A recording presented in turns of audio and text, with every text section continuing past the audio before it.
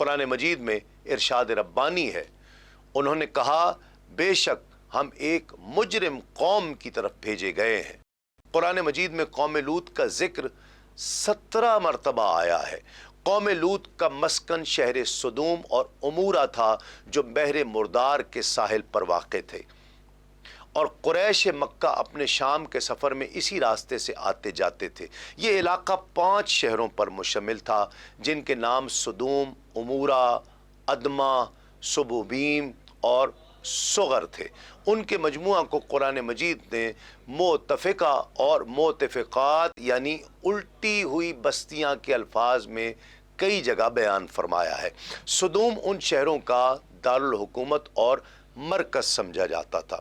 تفسیر بصیرت قرآن میں ہے کہ قوم لوط کا وہی علاقہ ہے جسے آج ہم بحر میت یا بحر مردار کہتے ہیں۔ یہ بحیرہ سمندر سے بھی زیادہ گہرائی میں ہے۔ اس بحیرے میں کوئی جاندار زندہ نہیں رہ سکتا۔ قوم لوط کا صدر مقام سدوم اسی بحیرہ میں غرق ہوا۔ جب حضرت لوط علیہ السلام اردن میں بحیرہ لوط کے پاس جہاں سدوم اور عمورہ کی بستیاں تھیں آ کر رہائش پذیر ہوئے تو اللہ رب العزت نے انہیں اہل سدوم کی ہدایت کے لیے نبی مبعوث فرمایا۔ یہاں کے باشندے فواحش اور بہت سے گناہوں میں مبتلا تھے۔ دنیا کی کوئی ایسی برائی نہیں تھی جو ان میں موجود نہ ہو۔ یہ دنیا کی سرکش، متمرد اور بد اخلاق قوم تھی۔ ان سب برائیوں کے ساتھ ساتھ یہ قوم ایک خبیث عمل کی موجد بھی تھی، وہ یہ کہ اپنی نفسانی خواہشات پوری کرنے کے لیے عورتوں کے بجائے لڑکوں سے اختلاط رکھتے تھے۔ دنیا کی قوموں میں اس عمل کا کوئی رواج اس وقت تک موجود نہیں تھا۔ یہی وہ بدبخت قوم تھی جس نے اس ناپاک عمل کو شروع کیا تھا، اور اس سے بھی زیادہ بے حیائی یہ تھی کہ وہ اپنی اس بد کرداری کو عیب نہیں سمجھتے تھے بلکہ کھلم کھلا فخر کے ساتھ اس کو کیا کرتے تھے۔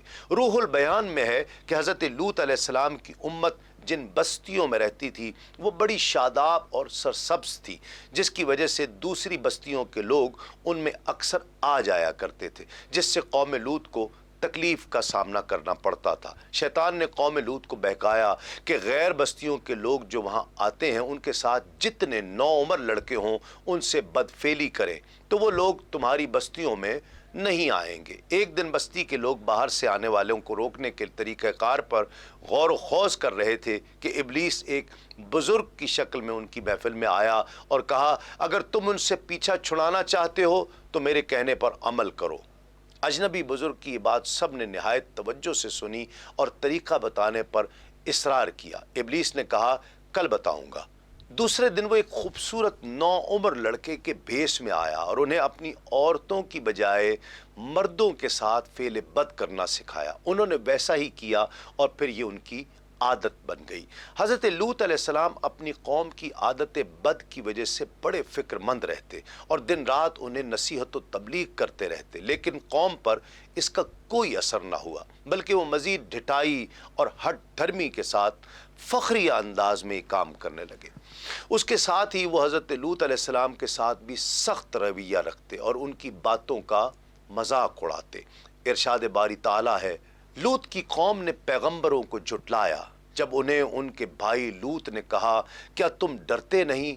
میں تمہارے لیے امانت دار رسول ہوں، پس اللہ سے ڈرو اور میرا کہا مانو، اور میں تم سے اس پر کوئی مزدوری نہیں مانگتا، میری مزدوری تو بس اللہ رب العالمین کے ذمے ہے۔ کیا تم دنیا کے لوگوں میں لڑکوں پر گرے پڑتے ہو اور تمہارے رب نے جو تمہارے لیے بیویاں پیدا کی ہیں انہیں چھوڑ دیتے ہو؟ بلکہ تم حد سے گزرنے والے لوگ ہو۔